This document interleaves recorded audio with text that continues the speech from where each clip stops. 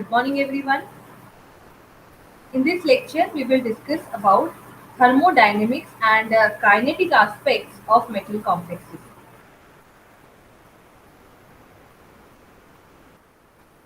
So let us see what do you mean by thermodynamic and kinetic aspects. Whenever we are talking about metal complexes, what are metal complexes? Simple coordination complexes in which the ligand is a group of atoms. It is a molecule which donate the electron to empty orbitals, empty d orbitals of the metal atom. Generally, we are considering that these type of complexes they are formed by the transition metals. So all the transition metals they have empty d orbitals with them, and they are always available for accepting the electrons from a particular ligand. So when this type of donation takes place, we call that a metal ligand complex has been formed. When you're talking about the thermodynamic properties, thermodynamic studies, we are actually concerned about the stability of that complex, whether it exists or not. But when we are talking about the kinetic aspects, in that case, we are actually looking about the fact that how easily this complex reacts with other species. So the thermodynamic and kinetic, these are the two different aspects of a particular complex, and they both actually decide the properties, the chemical properties of the complex. So using the knowledge of thermodynamic properties, it is possible to know whether a particular transformation will occur or not. So once you know that yes, thermodynamically this transformation is possible, in that case, the kinetics will give you that at what speed that transformation will going to be take place. So thermodynamics is more about the energies of different transformations, and kinetic is much about the rate of the transformation. So these two aspects actually give another two aspect to the complex. Thermodynamics is concerned with the stability of the complex, and kinetics is concerned with the lability of the complex. These are the two very important terms. So first of all, let us see the stability. So the term stability generally indicates ability of a complex to exist for a period of time. For how much time the complex will exist. So if if you say that thermodynamically this compound is unstable, then it will not form at all. You will never found that complex. Many carbonyls there does not exist. Many transition metal olefin complex it does not exist because their formation is thermodynamically not favored. So thermodynamics is actually providing stability to the complex. When a complex is stable, only then it can be obtained as a product. Otherwise, you cannot get it. So, stable complexes they can be stored for the long time, and the unstable ones they will form, but they will quickly decompose also. So, you will not isolate them in their free condition, and even when you have formed, their lifetime could be short. So the stability is actually a relative term as different complexes they may exhibit variable extent of stability with respect to different reagents. So suppose if a complex is unstable in presence of air, it can remain for a very long time inside an organic solvent. Suppose a complex is very much unstable in presence of atmospheric moisture, you cannot expose it to the moisture, but yes, you can store it for very long time in some other organic solvent. So it also depends upon the attacking reagent, what reagent we are talking about. This also actually determine the stability of the complex. Moreover, the stability of the complex is also evaluated with reference to the action of heat or light on a compound. So it is not that some chemical reagent or atmospheric air or atmospheric moisture is attacking on the compounds. Rather, sometimes merely the presence of heat or light, it can decompose the compound. That much of energy is sufficient to break the bonds. So stability is actually a general term, and it may not be very useful unless with suitable qualifications. Like while studying the reactions involving complex formation, you have to consider both the aspects. You have to see the thermodynamics as well as the kinetics of that particular reaction. Thermodynamic stability of a complex, it is what measure of the extent of formation or transformation of a complex at a stage of equilibrium. So, in any of the reaction, where once the equilibrium is attained, now at that stage, if the concentration of product is higher than the concentration of reactant, so you can consider that yes, this product is thermodynamically stable and the reaction is actually proceeded in the forward direction. But what if the equilibrium is attained actually in a reaction, and even at that condition the concentration of product is far below the concentration of product reactant, so you can conclude that product is not stable. Rather, apart from the forward reaction, the backward reaction is also taking place and decomposing the product. So the thermodynamic stability actually decides how much amount of the product will be formed. More will be the thermodynamic stability, greater will be the yield of your reaction. So a thermodynamically stable species, it does not readily undergo any reaction. And the complexes which are unstable in the thermodynamic sense, they are actually expected to be very reactive. Just as to attain a state of stability, they want to react with some other reagent. Now, one need to keep in mind that the thermodynamic stability of a complex, it does not give any information regarding the speed of the transformation. So, because we are talking about the reaction, we are talking about the stage of the equilibrium. Equilibrium is achieved, and then we are considering what amount of product is formed, what amount of reactant is still there in the reaction mixture. But before that equilibrium, what was happening, that is not considered in the thermodynamic aspect. Once the equilibrium has achieved, in that case only you are considering these all things. So what about the time period before the establishment of the equilibrium? So that is actually the kinetic aspect of the reaction. With what pace that reaction has proceeded, whether the reaction was more in the forward direction or in the backward direction, that is actually all the part of the kinetics of the reaction. So kinetic stability is basically the lability, which we call as commonly lability of the complex. So it refers to the speed with which the transformations leading to the attainment of equilibrium takes place. So before the equilibrium has attained, now what was happening in the reaction mixture?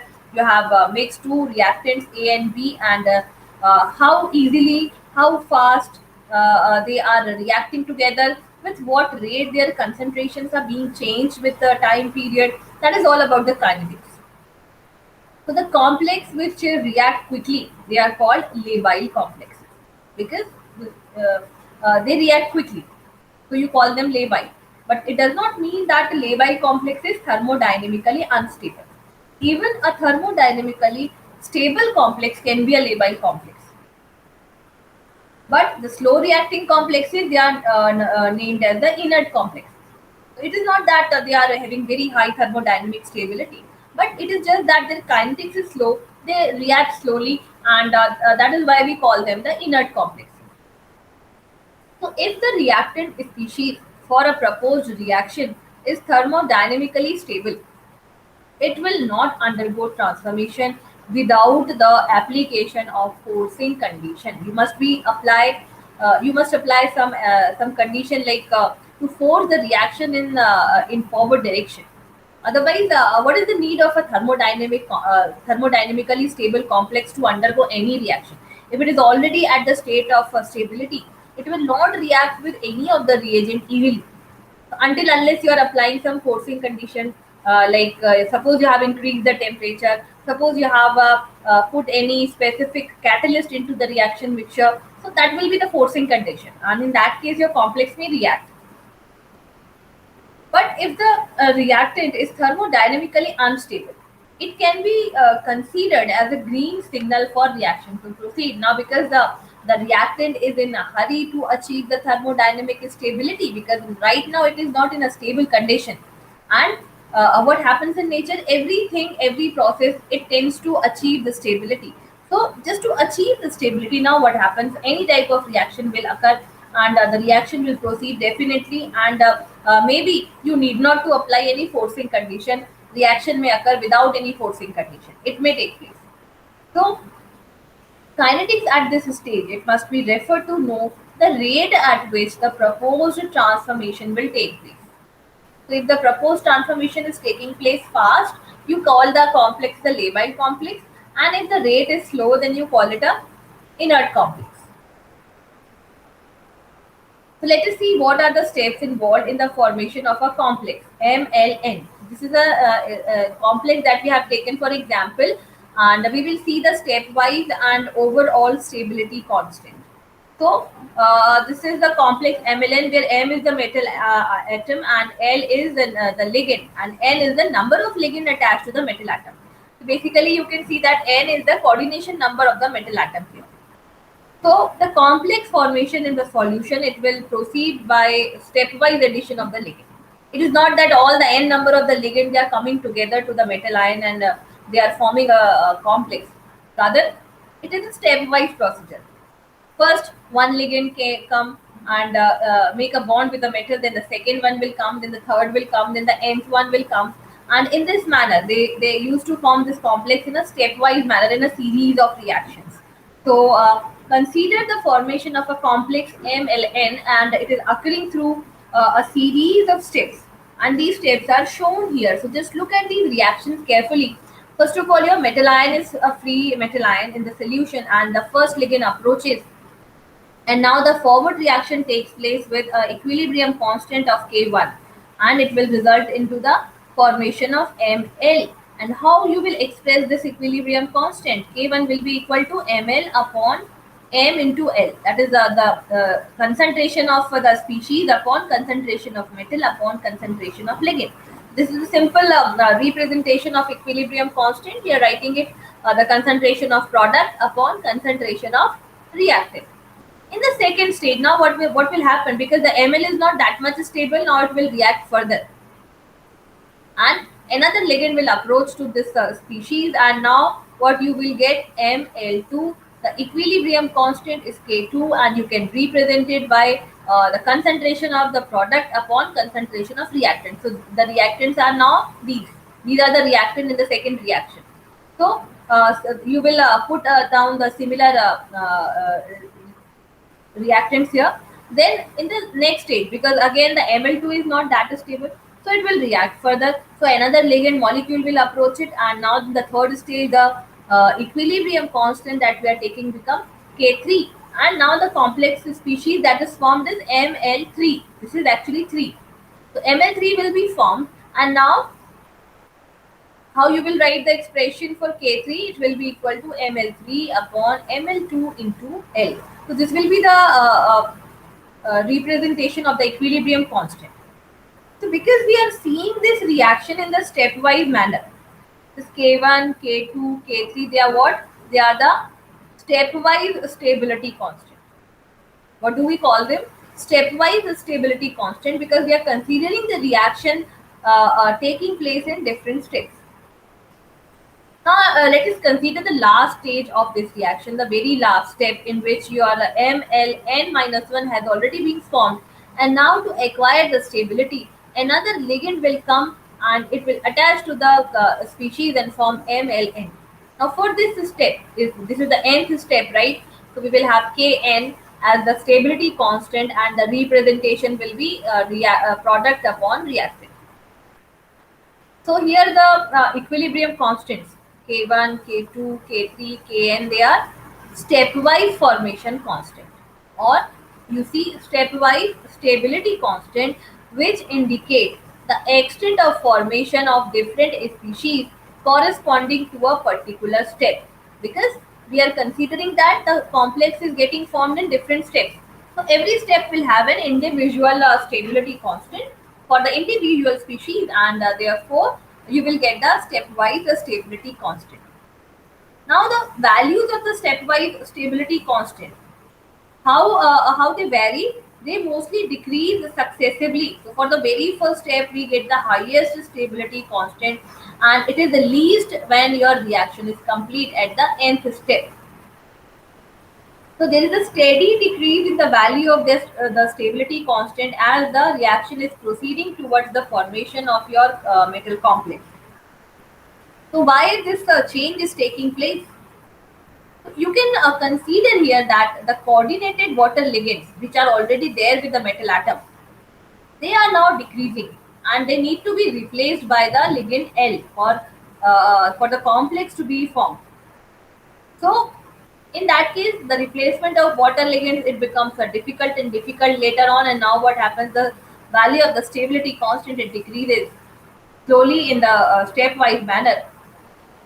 But other than this, the decrease in the ability of metal ion with progressive intake of ligand, then you can also see the factor of steric hindrance, because now more and more ligand have already been combined with the metal. Like in the last step, you can see we have N minus 1 ligands already attached with the metal atom.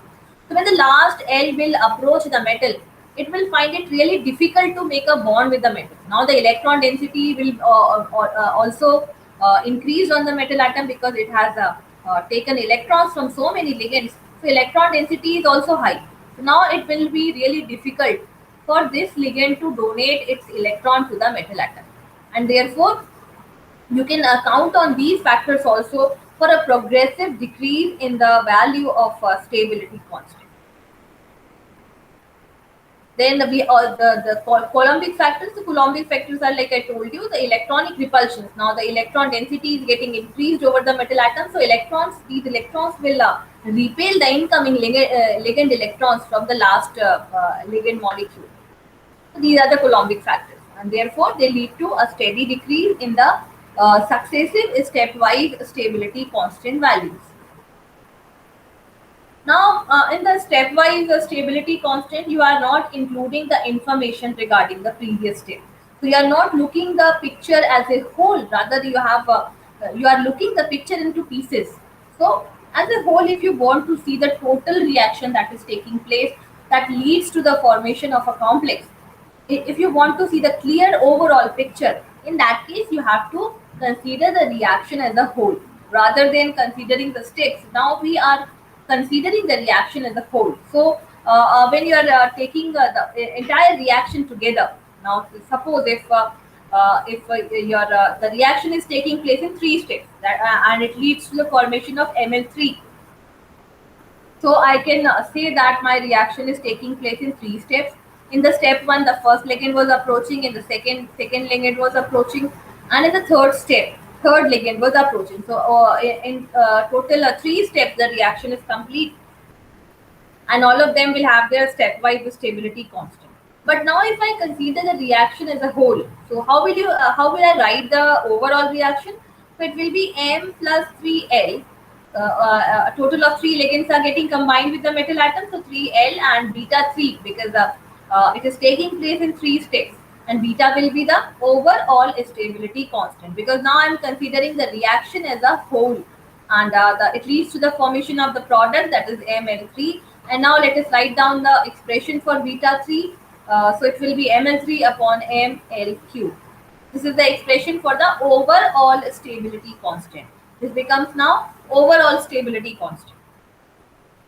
So for the similar reaction, for this three-step reaction that we are considering here, we can also write down the stepwise stability constant.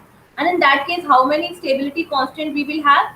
We will have three stability constant, K1, K2, K3, for the three steps. When the first ligand was approaching, then the second was approaching, and then finally the last ligand was approaching to the metal atom. So for each of the steps, step 1, step 2, step 3, we will have three stepwise stability constant K1, K2, K3. And finally, if you consider the reaction as a whole, we will have a overall stability constant, that is beta 3. So now let us see what is the relation between them. So we have already seen how to write the expressions for the stepwise stability constant. So let us write them down for this reaction also. So and multiply them. So we have K1 multiplied by K2 multiplied by K3. So for the first stability constant, we have this expression for the first step, ml upon m into L. And for the second step, I have ml2 upon ml into L.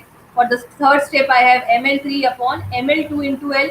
So when I perform the overall calculation, what I will get at the end, I will get ml3 upon ml cube, and this value is what? It is actually the representation of overall stability constant, that is beta 3. So I can write down that beta 3 is equal to k1 into k2 into k3. So this could be the relationship between the overall stability constant and stepwise stability constant.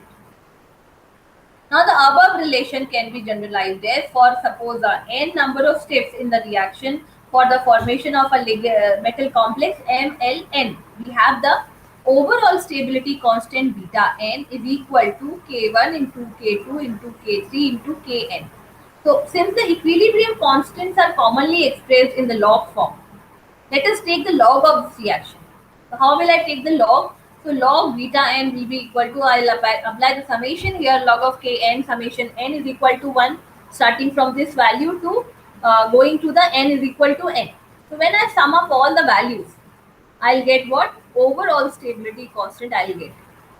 So let us look this by taking an example. So the example that is taken here is tetra amino copper second ion. So you can consider that the metal complex is getting formed in 4 steps, and in the first step, one ammonia is approaching to the copper, and the species Ml is formed, and you have a K1 value of this. Then in the second step, you have the second ammonia approaching to the species formed in the step one, and this will be the expression of your second stepwise stability constant. And finally, you will have a overall stability constant, that is beta 4. And for the beta 4, you have this expression. So addition of the 4 amine groups to the copper shows a pattern in which successive stability constant decrease. So in this case, the 4 constant are log K1 is 4, log K2 is 3.2, log K3 is 2.7, and log K4 is 2. So here the value of the successive stability constant, it is decreasing continuously. And when you multiply them, or in the log values, when you add them together, you will get a log beta 4 value, that is 11.4. So the instability constant or the dissociation constant of coordination compound is defined as the reciprocal of the formation constant. So if you take a reciprocal of it, you will get a decomposition constant or dissociation constant. So it is the instability constant that you can simply derive by taking the reciprocal of the formation constant. Now let us see how you can explain the lability and inertness of the octahedral complex. Lability, like we have seen, that it is a kinetic term, and it depends on how easily, how readily a complex reacts. So let us see what are the possible explanations, especially for octahedral complexes. So suppose if I take the valence bond theory. So let us take the concepts of valence bond theory to explain this lability. So according to the valence bond theory, we know that octahedral complexes, they may have two type of hybridization. They can have sp3d2 hybridization or d2sp3 hybridization. So in the first case, their outer orbital complex is involved, and in the second case, d2sp3, their inner orbital complexes are formed.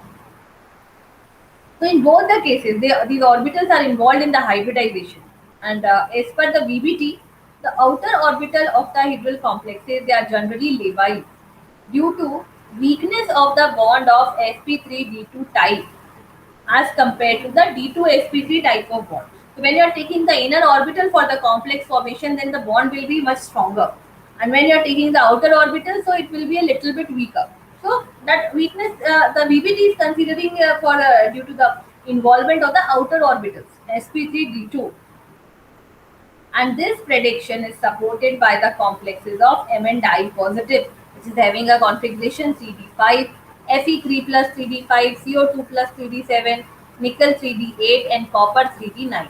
So all these complexes are supporting this fact. In the case of the inner orbital octahedral complexes, the six d2sp3 hybrid orbitals, they are occupied by 6 electron pairs. from the ligand. And the electrons of the central metal occupy T2g orbitals. So the inner orbital octahedral complexes having at least one d orbital of T2g set empty, they are known to be labile. So this is very important observation. You know that whenever the ligand approaches to the metal ion, the d orbitals, 5d orbitals of the metal atom, they actually split into two groups, T2g and Eg group. So T2g are the 3 and Eg are the 2. So T2g are the lower energy orbitals. So when the T2g orbitals, any one of the d orbital among the T2g set is empty, then in that case it have to take up the electron immediately, and readily labile complexes are formed in this manner. So probably this empty d orbital is used to accept the electron pair from the incoming ligand during the formation of the activated complex with higher coordination number. So in the inert orbital octahedral complexes, every d orbital of T2g set contain at least one electron. Now let us use the crystal field theory for the similar type of explanation. So it has been seen that substitution reactions in the octahedral complexes, they follow either substitution nucleophilic unimolecular SN1 or substitution nucleophilic bimolecular mechanism, that is SN2. So we can consider that the substitution ligand substitution reactions, they are taking place by SN1 or SN2 mechanism. Now these pathways, they involve the 5 coordinated and 7 coordinated intermediate, because in the SN1 reaction, what will happen first, the leaving group will leave the complex, and as a result of this a 5 coordinated transition state will be formed. So it will have a trigonal bipyramidal geometry, like in case of the 5 coordination number complexes we have seen. But in case of the SN2 reaction, first the incoming group attaches itself to the metal complex, and in that case the coordination number will increase by 1. So from 6 it will go to the 7. So the intermediate that will be obtained in the SN2 reaction will be 7 coordinated, and in that case the geometry of the intermediate will be pentagonal bipyramidal. So in any of the case, whether the reaction is taking place by SN1 or SN2 reaction, SN1 or SN2 mechanism, the coordination number is getting changed. In the SN1 it is decreasing by 1, in the SN2 it is increasing by 1. And formation of any of these intermediate will involve the lowering of the symmetry. So when the symmetry will be low, what will happen in that case? The crystal field stabilization energy, that is CFSE, it will be reduced. And now for what happens due to the loss in the CFSE, you need to have some energy for the transformation to take place. So that difference is actually the activation energy for the reaction. This lowering in the CFSE is actually the activation energy required to achieve it again. So the octahedral complexes, which are formed by the ions for which there is large loss in CFS, they do not react rapidly, because if there is already so much CFSE is lost, so what happens now? They require very high activation energy to react with any reagent, right? So they become inert, because that much amount of activation energy will be a huge barrier for a complex. But if a complex is formed by little or no loss in the CFSE, then they will be labile in nature, because they will require only a little amount of activation energy to convert themselves into any other product. So this was the explanation on the basis of the crystal field theory. Now let us see what are the different factors which affect the stability and lability of the complex. So we will see them one by one. First of all, we will see what are the factors affecting the kinetic stability of complex. Kinetic stability of complex is when the complex is having whether the complex is your inert or labile in nature. So what are the factors affecting that property? So the first factor is charge on the central metal ion. How does it affect the lability of a complex? So you can see that the lability order for some isoelectronic species is AlF6 3 minus, SiF6 2 minus, PF6 1 minus, and SF6 0. Here you can see that as you decrease the charge on the central metal atom, as you increase the charge on the central metal atom, what happens in this direction? The lability is decreasing, and in this direction the lability is increasing. So in this direction we are increasing the charge, in this direction we are decreasing the charge. Here the S is actually having the oxidation number +6, right? Here this is having a oxidation number +5, +4, +3. So the metal ion which is having the least oxidation number, least charge, will be having the highest lability for a set of isoelectronic species. Then, what is the effect of the radius of central metal ion? So, order of the lability, you can see that here you have magnesium complex, the radius is 0.65 angstrom, then calcium 0.99 angstrom, and strontium 1.13 angstrom. So, greater the radius of the central metal ion, more labile it will be. Why? Because in that case there will be a lesser localization of the electron. Now your the charge is delocalized all over the huge surface area of the central metal atom, and therefore it becomes quite labile. It becomes easy for the metal ion to take up more electrons and react with other reagents. So if the radius is small, in that case your metal ion is small and it has a localized charges and it becomes a hard center. So the lability decreases in that case. The third important factor is coordination number. So how the coordination number of a central metal ion affects any lability of the complex? So tetrahedral and square planar complexes, they exhibit higher lability towards isotopic ligand exchange compared to the octahedral molecule. So this is a very important observation. The tetrahedral and square planar complexes, they have 4 coordination number, right? And they are showing the high lability as compared to the octahedral, which are having coordination number 6. So according to the coordination number, as you are increasing the coordination number, the lability is decreasing. So this is because of the availability of a larger room for entry of the incoming ligand in case of 4 coordinated complex. So, due to the geometry of the 4 coordinated complex, the entry of another ligand is very much easy. But in case of the octahedral moiety, you know that the metal atom is surrounded by 6 other ligands in the octahedral. So, it is quite much enclosed, and the new ligand which is coming for substitution or exchange, now it will find it difficult to enter inside the octahedron between the 6 ligands. So, that is how when you increase the coordination number, the lability decreases. Then, what are the factors affecting thermodynamic stability of the complex? So, we can discuss a number of factors here, and they all can affect the stability of the complex in one or other manner. So, some of the factors, they are related to the central metal ion, and some of the factors, they are related to the nature of the ligand. So, let us see them one by one.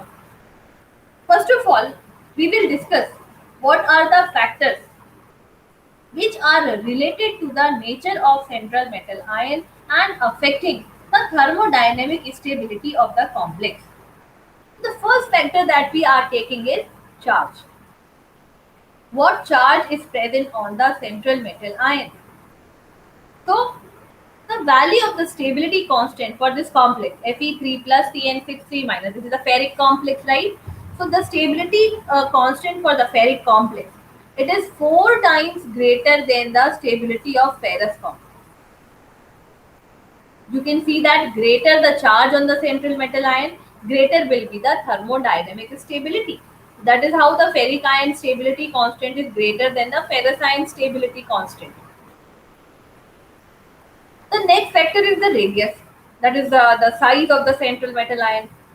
So, the hydroxide of the magnesium, which is having a radius of 0.65 angstrom, it has 4 times greater value of stability constant as compared to the hydroxide of calcium. So, smaller the size of the central metal ion, you can say Smaller the size of the central metal ion, greater will be the thermodynamic stability. So, what is the correlation between the charge and radius? When the metal is having very exists in the high oxidation state, when it contains a greater charge and smaller size, then you can imagine it as a hard center which is ready to accept electron, and therefore it will form a very stable complexes. More charge and small size. This will make it a small center having a positive charge centered at one place. So such type of complexes, they will show greater thermodynamic stability because now the ligands will be accepted much more easily due to the localization of the positive charge. Then comes the crystal field stabilization energy. So suppose we have taken a reaction here, Ml and 6 ligands are combining, so we are getting the complex Ml6, and beta is the overall stability constant, so the beta expression will be Ml6 upon M into L raised to power 6. So now for this type of reaction, for the octahedral complexes we are talking about, right? So for this type of reaction where 6 ligands have combined to the central metal atom, the overall stability constant will follow the trend like this. So starting from the D0, the value will increase up to D3, and it is now greater than D4 as well. And now after the D4, from D5 to D8, from D5 to D8, again the value of CFSE is increasing, and then it is decreasing like this. So 9 and 10, they are actually having lesser energy than the T8. So the overall stability constant follow this pattern, and this is the same pattern for the crystal field stabilization energy. You can say that greater the crystal field stabilization energy, greater will be the stability constant value, greater will be the thermodynamic stability of the complex. Then what do you mean by the class of the metal ion? What does it class? So we can actually divide the metal ions into two classes. We can call them class A metal ions and class B metal ions. What are the class A metals? We have sodium, aluminium, calcium, titanium, ferrous, and manganites. They are the class A metals. And the class B metals, we have rhodium, palladium, silver, iridium, platinum, silver, gold, and mercury. So the class A metals, they are the stable complexes with ligands having the coordinating atoms of second period element, that is nitrogen, oxygen, fluorine. If we are looking at the class A metal ions, they will form stable complex with these type of elements, which are having higher electronegativity, right? And class B metals, they are forming stable complexes with the ligands having coordinating atom from third period of the element, like phosphorus, sulfur, fluorine. They have lesser electronegativity as compared to these atoms.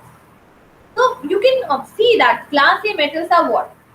Class A metals, you can consider them as a hard centers, and these hard hard acids, they will form complex with the hard bases. So hard bases, you can see the nitrogen, oxygen, phosphor, fluorine. They are having a small size, a higher electronegativity. So you can consider them as hard bases, which is donating the electron, right? So when the size is small, charge is more, electronegativity is more, you call them a hard base. And in the similar sense, you can term as a hard acid. Hard acid is again a small size, more positive charge, you call it a hard acid, which is able to accept electron. So this type of concept it is more about the hard and soft acid and base, very much similar to that. And we know that the hard acid, they form complex with the hard bases, and soft acid form complex with the soft bases. So the class B metals are what? They are the soft acids. Soft acids mean they are having a larger size atom, and the charge is also very low and delocalized. Similarly, for the soft bases, if you see, these atoms have low electronegativity and even the large size. So class B metals are actually the soft acids, and they form the stable complexes with the soft bases. So when the hard acid react with the hard base, the stability will be very high. When the soft base will react with the soft acid, again the stability will be very high. But the cross connection is not possible. Hard acid reacting with the soft base, it will be thermodynamically unstable, and hard acid with soft base, or soft acid with hard base. The cross combinations, they are thermodynamically unstable. And the ratio of charge to size. So now we have come to the factors by ligand. What are the factors related to the ligand? So ratio of charge to size, greater negative charge coupled with smaller size gives higher value of the ratio. So stability constant of a fluoro complex of ferric ion is much higher than that of the corresponding chloro complex. So here we are talking about the ligand, and especially the monodentate ligand. So for a particular metal ion, if you suppose fix the metal ion and you talk about only ligand, so how the ligands are changing the stability constant for a particular complex. So if your ligand is having greater charge to size ratio, like in case of the fluoro complex, stability will be very high as compared to those which are having the lower charge to size ratio. So this charge to size ratio is, again, it matters a lot because the ligand has to donate electrons to the metal atom. So it will be more able to donate the electrons if this charge to size ratio is very high. Then the basicity. Basicity matters a lot here because our ligand is what? It is like a Lewis base. It is donating the electrons. It should have electrons which should be readily donated. So the stronger Lewis bases, which readily donate electron pairs, they can form the complex with great stability because that type of donation does not require any additional energy input. So greatly stable complexes can be formed by them. Like ammonia form very stable complexes than water because ammonia is more basic than water, so it forms more stable complexes. And in turn, water in turn form more stable complexes than the hydrofluoric acid. So if you consider the HF as a ligand, water will be a stronger ligand than that because its basicity will be higher than HF. So the basicity of the ligand, it actually controls how easily it will donate the electrons, and that in turn controls the thermodynamic stability of the metal complex. Then the chelate effect. We know that there are certain polydentate or bidentate ligands which actually cover the metal ion from all the sides, and in this manner they actually form chelates, which are actually the metal complexes in which atom is surrounded by so many ligands. So the chelate formation, again, it is very stabilizing factor, and whenever a chelate is going to be formed, it will be preferred all over the other reactions. If there is a competition between a chelating and non-chelating agent for a particular metal ion, always the chelate will win because the chelates, they are accompanied by very high amount of thermodynamic stability, very high stability. So the complexes containing the chelate rings, they are generally very very stable than those without having any chelates, having rings. Like the example is given here, the value of stability constant for that of ammonia complex with the nickel is 7.99. But if you are using the chelating ligand, that is ethylene diamine (EN), then the stability constant is what? Even two times more than this, 18.1. They are highly stable. Whenever a chelate is going to be formed, they are really very stable. The chelates are formed when a polydentate ligand use more than one of its coordinating atoms to form a ring involving the metal ion. And here the dissociation of one of the bond with the metal ion does not detach the ligand molecule, and hence the possibility of re-establishment of this bond is more as compared to an ordinary complex. Therefore, the chelation provides additional stability to a complex molecule. Then number of chelate rings. So greater the number of chelate ring, greater will be the stability.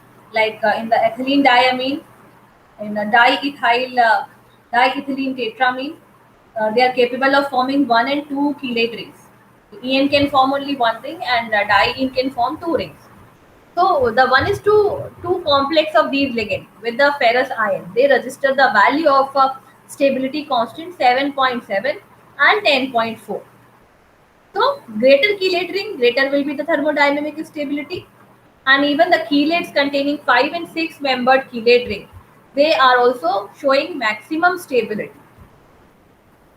Then the steric hindrance, it is also very important factor in terms of the ligand, because the ligand they are actually 6 in number. We have only one metal ion, but ligands are 6 in number, so they all have to take up their place. They all have to settle themselves inside the octahedron. So the nickel second complex of the oxime 8 hydroxyquinolone, it has very high stability constant value of 21.8 as compared to the analogous complex of 2 methyl 8 hydroxyquinolone, because now the substitution has taken place over the ligand, right? And that substitution is creating steric hindrance, and therefore now what happens? The stability constant, you can see an overall decrease in the stability constant of the ligand after the substitution has been provided. Now let us see how can we determine the stability constant and composition of a complex. So we have so many experimental methods available. We will discuss them one by one in this lecture, and in the coming lecture, in the next lecture also we will see a few methods for this. So today we will see the spectrophotometric method of determination of the stability constant, and this method is based on the Beer's law.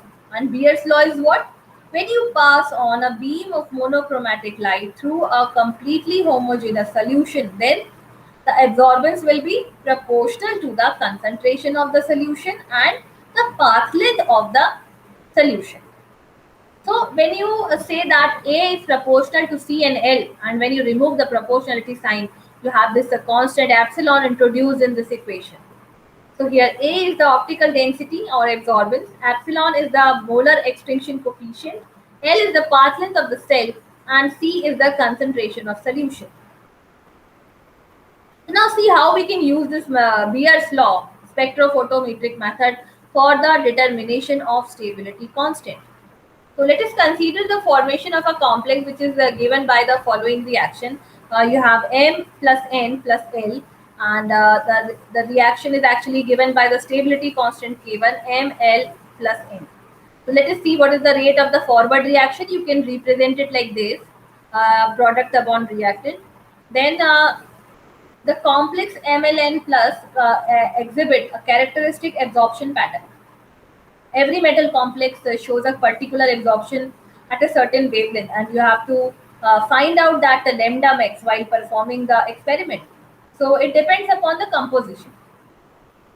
So the wavelength at which the complex absorbs the maximum, it is called the lambda max, and then you set the wavelength for that complex during the entire experiment.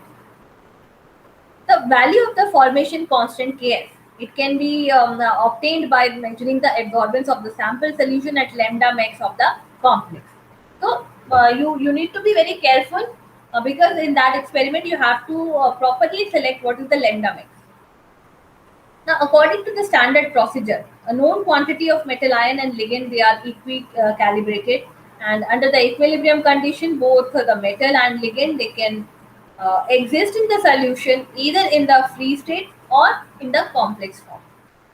Therefore, the total metal concentration Cm and the total ligand concentration Cl, you can give it like the Cm will be equal to Mn plus Ml N plus, and the Cl concentration will be L plus Ml N plus. In this manner, you can give the total concentration of the metal and total concentration of the ligand. Now, after that, you can see that the pure concentration of metal will be counted like this, and L will be counted like this. Okay, so this is simply your you have a rearrange the equation. Now the term C in the Beer's equation, you can replace it by MLN plus in this case. And the Beer's equation, you can write it down, MLN plus is equal to A upon epsilon into L. So now similarly, we can also find out the value of Mn plus. So it will be equal to Cm minus this value, because it is equal to MLN plus, and L will be equal to Cl minus again this value, A upon epsilon into L. So now you know that what is the Cm, total concentration of the metal, that because you have already mixed it in the calculated proportion, and you also know the Cl value. So Cm you know, Cl you know, absorbance you get from the experiment, epsilon and L are generally constant. So finally you can calculate the value of M and L, and from this value you can calculate the value of stability constant. This was the spectroscopic method for determination of stability constant. Let us see another method, that is the Jobs method. And analogous to the spectrophotometric method, the Jobs method also involves the measurement of absorbance of the complex at lambda max. So that absorbance which you are measuring at the lambda max value, you are actually getting the concentration from that. This method also involves preparation of several sets, and you put the volume constant and you vary the concentration of the complexity. So due to that, this is also known as the method of continuous variation. Using this method, it is also possible to determine the metal ligand ratio of a complex. So you can actually determine the composition of the metal complex, like what is the value of N in mln. And this was not possible with the spectroscopic method that we just discussed. So Jobs method, it is also called the method of continuous variation, and you continuously vary the ligand and metal proportions, but you fix the overall volume constant. So you prepare a series of solutions. Then the standard procedure is what? You prepare 10 sets of the solution of complex. Like for suppose first set you have taken 1 ml of the metal solution, 9 ml of the ligand solution, overall volume is 10 ml. Then you have taken 2 ml of the metal solution and 8 ml of the ligand, again it is the total 10 ml. Then in this manner you reaches it to the 9 ml of the metal ion and 1 ml of the ligand. So with continuous variations you have prepared 10 set of solution, and now for each of the solution you are measuring the absorbance. This is the series of solution that we prepare in the Jobs method. And in the set 1, you do not taking any metal ion. And in the set 10, you have 9 ml of metal ion and 1 ml of liquid. But the total volume will be constant throughout. This will be 10 ml. So now you will find out the absorbance of each of the set. And in each of the set, the sum C of the total concentration and metal ion Cm and total concentration of ligand Cl, it remains constant. The graph of the mole fraction of ligand M Fl is equal to Cl upon C, that against the absorbance A measured at the characteristic lambda max. And now after plotting the graph, you will see a graph like this. This is absorbance and this is MFL. So the mole fraction of the ligand corresponding to the maximum absorbance, which is the maximum absorbance, this is, can be identified by extrapolating the legs of the curve. So you are getting a curve, so you just extrapolate it like this from this side, and from this side you are extrapolating it, and the point of the intersection. You just see what is the value of ligand concentration at this place. So from the Beer's equation, the absorbance is directly proportional to the concentration of the complex. So this point corresponds to the composition with maximum concentration of the complex. Now for a complex MLN, the N actually represent the number of ligand per metal ion, and you can mathematically equate it like Cl upon Cm, right? Because the metal atom we are considering only one. So when you divide it, you will get the value of N. So suppose the complex is represented by the formula Ml and the value of N becomes unity. So it is said that metal ligand ratio is what? It is 1:1 ratio. So in such case, the concentration of the complex will be maximum in the set number 6, which contains equal volume of metal and ligand solutions. The mole fraction of the ligand corresponding to this set, it can give the value of N using the following equation. So N is equal to MFL upon 1 minus MFL. And for a set number, suppose you are taking the set number 6. So what are the values of Cl and C? The Cl is 5 and C is 10. So what is the MFL? It is 0.5. So now let us put the value here. You will get n is equal to 1.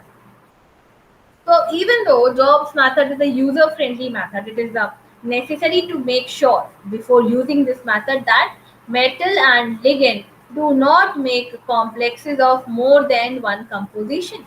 Otherwise, this method will not work. Under certain circumstances, it becomes very difficult to create the several sets with a constant volume. So in that case also the jobs method cannot be applied. Now we also have a mole ratio method, and here we take instead of making a series of the solution, we are taking different mole ratios. So then we plot the mole ratios on this axis according to the absorbance, and here at this point you can see this is the point of intersection that you're getting here. This is the corresponding concentration of the mole ratio that you have to take for calculation. That is Cl upon Cm. So these are the different methods, and in the coming lecture, we will discuss some more methods for the determination of stability constant for metal complexes. So I hope the next lecture you will also see and get the more methods for determination of stability constant. That is all from my side for today. Thank you so much.